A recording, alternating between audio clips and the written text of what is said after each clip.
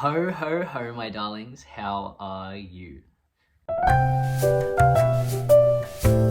G'day, my darlings, how are you? It is December now, which means it's almost Christmas, and I thought it would only be fitting if I hopped on here and gave you guys a few bookish recommendations for all the readers in your lives and things you can buy for people who you know you love books. And I've tried to make them a little bit quirky, a little bit different, ideas you might not have heard about. And there's some mainstream gifts too, but yeah, let's get into it.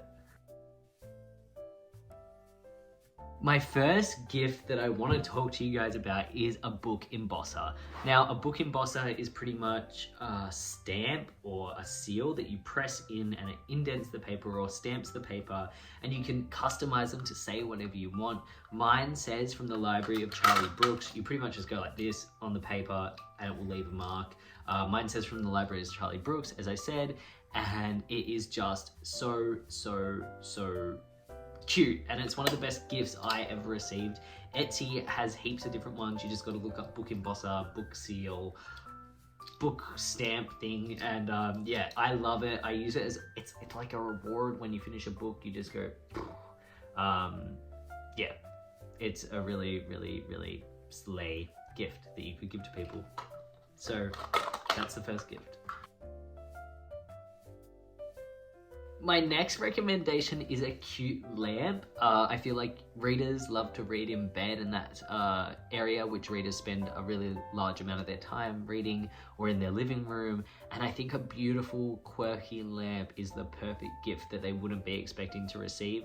There's heaps of different places that you can get them from. I have IKEA lamps in here which do the job perfectly. You can change the color of the globe depending on what's already in their house. And yeah, I think it's a really good gift that they wouldn't be expecting, but would still really appreciate. My next suggestion is a Kindle. Now, I know heaps of people have gripes with Kindles. They don't like reading on a Kindle. They don't like not having paper books. I've heard it all before. I feel you. I love physical books. I love collecting books. I love the experience of reading a physical book. But Kindles are actually awesome in terms of if you are reading on NetGalley, which is where you receive advanced reader copies. I use it for that all the time. If you're in a reading slump, it's super easy. If they have a partner who doesn't like having the lights on and tries to get to sleep a little bit earlier, a Kindle is really good because you can read in the dark.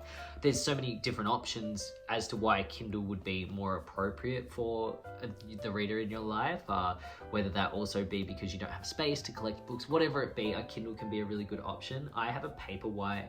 It suffices perfectly for everything that I need it to do, and I've had it for like 3 years now. Haven't had any issues with it. It'll sit there for months unused, but then it'll go months of being used and no issues at all. It's also relatively inexpensive, and books can tend to be a little bit cheaper on there, so that might be a gift that they would appreciate. The next recommendation is sort of on a similar vein. It's if the person already has a Kindle, that you might want to get them stuff to decorate their Kindle. I know for me, I have a clear case on my Kindle, and for a while I was putting stickers behind it to personalize it. Etsy has a bunch of cool stickers you can get. Also pop sockets. I have a pop socket on mine. It makes it way more comfortable to hold. So maybe get the reader in your life who has a Kindle stuff to decorate their Kindle, personalize their Kindle, and it'll just motivate them to read a little bit more because they're gonna have a cute looking Kindle and everyone's gonna be like, oh my god, so cool, I love it. So that's a good recommendation, and also relatively inexpensive. The next recommendation is a little bit mainstream, but I feel like it's only fitting that we talk about it. And it's books and book vouchers for independent bookshops, local bookshops. Ask the reader in your life what books they want, what's on their TBR, what they're looking to pick up, so you can buy them books they're actually gonna read. Or on the offhand other side of it, we could get them a book voucher for a local bookshop so they can go out for the day and spend some money, buy some books, because that's also such a gift in itself, going to the bookshop and getting to revel in how beautiful it is in there. And it's nice to take things home and go on a shopping spree, because that obviously releases some dopamine. So yeah, buy them a book voucher, buy them some books, they will love you forever. The next thing, again, sort of similar to the last suggestion, is coffee table books. Now, Bookish people, they probably get an abundance of novels, of book vouchers, things like that. But if you want to get them something tangible that isn't a piece of fiction, isn't non-fiction, isn't a small novel, you could get them a coffee table book. I have a bunch of coffee table books over on my coffee table here. People love to display coffee table books in their house. I have some beautiful ones. They spark conversations, they're art, and I think they really just make the home. So coffee table books, there's heaps of interesting ones that you'll be able to find online and in store. Some of my favorites that I have over here is Loving, A Photographic History of Men in Love from the 1850s to the 1950s. And also my Robert Mapplethorpe book, a complete collection of Robert Mapplethorpe photography. So you might want to look into those because they're beautiful books that I really enjoy. And anytime I get a coffee table book as a gift, I find it really thoughtful, and I look through them all the time and they spark conversations. So that is my next recommendation. My next recommendation is an Australian recommendation. This is the Observe Gallery tote bag. Now, I know for Australians heading into summer, this is the perfect beach bag, but I didn't really buy this bag for the reason I'm about to talk about, but it has just sufficed for what I needed it for. I put beach towels in here. I use it every day for daily life, but it also has this inner pocket here, which perfectly fits. I have a novel here, and it perfectly fits it in. You can even go up in size from like a smaller novel. As you can see, it protects the book, it fits in there perfectly, easy to grab. This, when I found this out, I was like, I have to talk about this. It's a local Australian brand. The people who started it are so lovely.